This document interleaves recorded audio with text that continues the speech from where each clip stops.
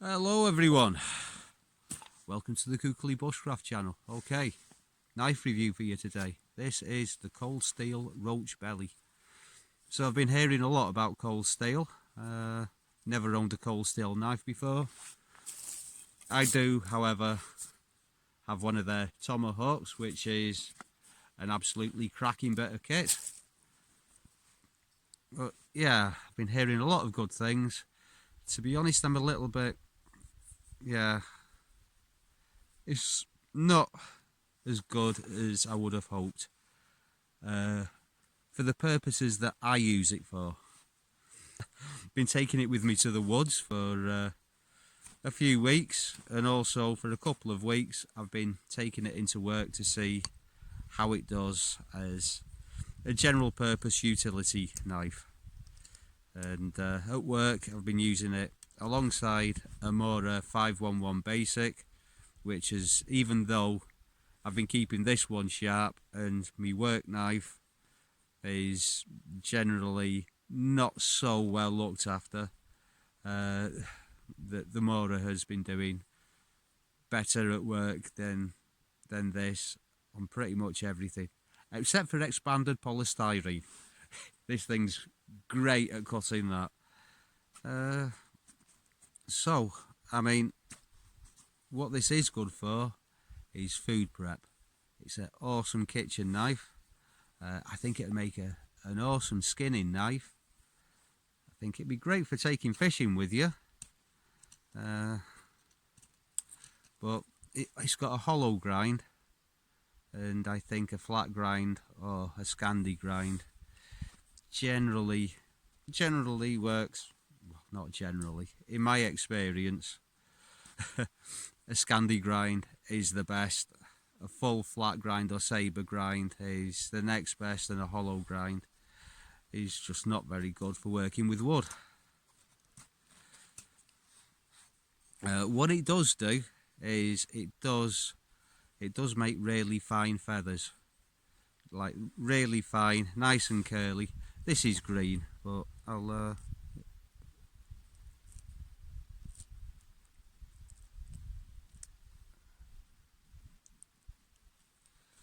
yeah, it makes really curly, fine little feathers, but it's hard work.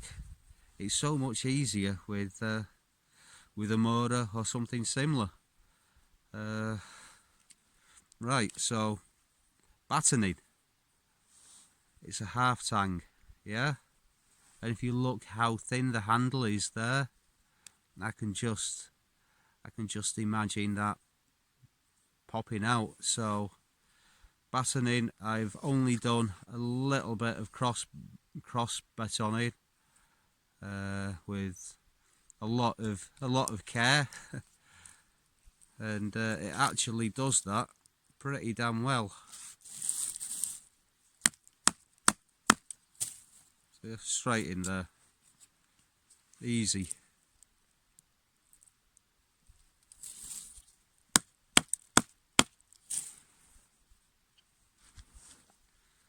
So yeah, but I certainly wouldn't want to be doing anything any heavier than that when it comes to batoning. So, and just general woodwork, it's just, it doesn't really bite, it doesn't take off much material, and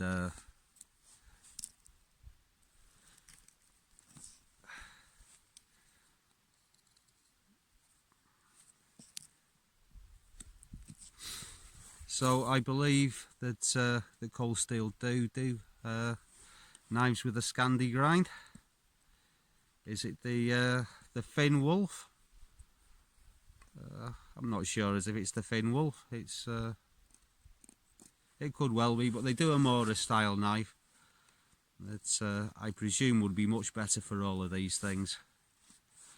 But yeah, as if you do a lot of cooking, as if you have another knife for doing your woodwork, then this might be good. It has got a musket on it, or a rifle, so that might indicate it being a hunting knife. I'll show you the sheath quickly. Is it still on my belt? No, I've taken it off my belt so I could show it to you. So here it is. Basically, it's just like a motor sheath, only it says Cold Steel on there. It doesn't have the thumb ramp there. I don't like these with motors. I've bent these in the past, and yeah, not a big fan of plastic sheaths, but you know, if it's a cheap knife, it's not, you know, you can't expect everything. The retention is pretty good. So yeah, I mean, really, with the sheath, I can't complain. I've had no issues with it yet. I have had issues with similar motor sheaths. So, the handle. Yeah, so the grip I use the most is the hammer grip, like this. And when I do my little knife making sessions at the Husky farm, I always tell people to make a belly in the middle of the knife, because by my reckoning, where these two fingers go should be the fattest point, and it should get thinner here and here. Yeah, so I think that's true with a hammer grip more than any other grip. But yeah, something like that is much more comfortable. On the other hand, as if you like to hold it like this, that's much more comfortable. So yeah, I tend to hold a knife like this, which means I want to hold this one down here, which obviously is a bit silly. Other grips, fairly comfortable. Reverse grip, you kind of want to angle it that way. Yeah, which is probably explains one of the issues that I've been having with cutting rope. I've been cutting rope with it quite a lot in the workshop. Yeah. Rope gang tends to slip off. The edge retention as well. I've been doing little tests.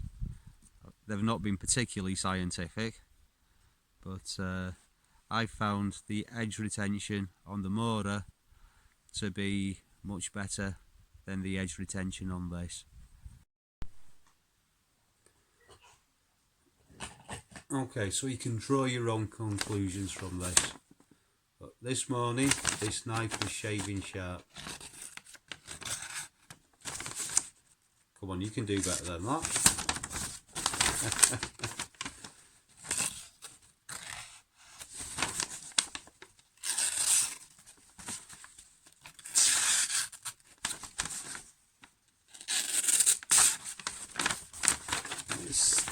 It still cuts paper.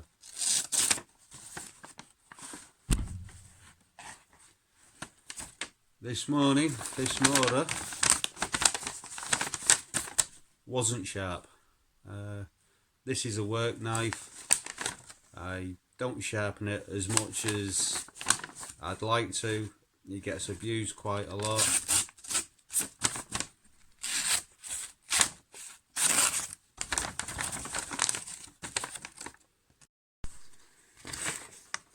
Brand new motor knife after one day of work.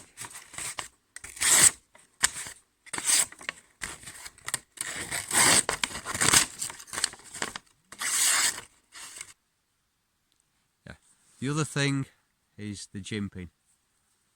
Okay, I don't particularly care for jimping, but as if you like to hold your knife like this, you probably do.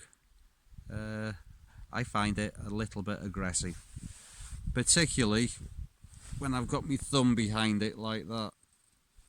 It's a thin blade and the jimping's quite sharp. It works for carving, just not very good.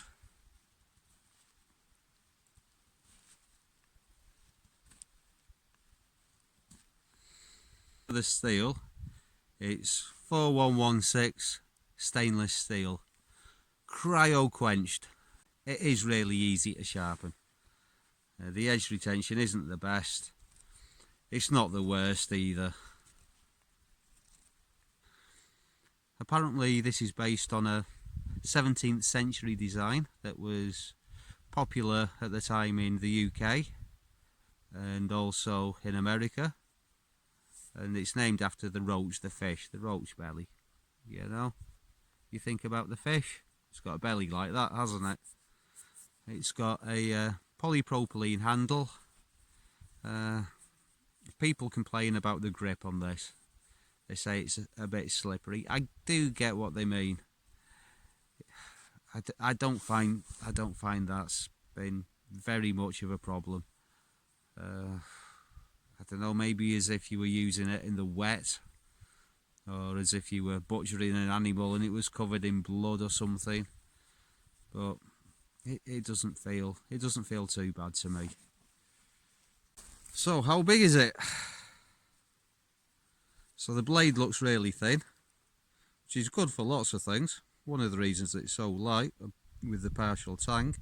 I make that 2mm. Looks about 5 inches, no less. It's 112mm. So what would that be? 4.5 inches. Which the cutting edge is, what's that, 106mm. So yeah, about 4.25 inches. The handle, it's actually quite small. So as if you've got big hands and you want a 4-finger grip, you might be a little bit off the edge. I don't know if that's a bad thing. Personal preference, I suppose. But that's 100mm, the handle. So yeah, so that's 4 inches. So 30mm across here. So that's what's that, 1.25 inches, something like that.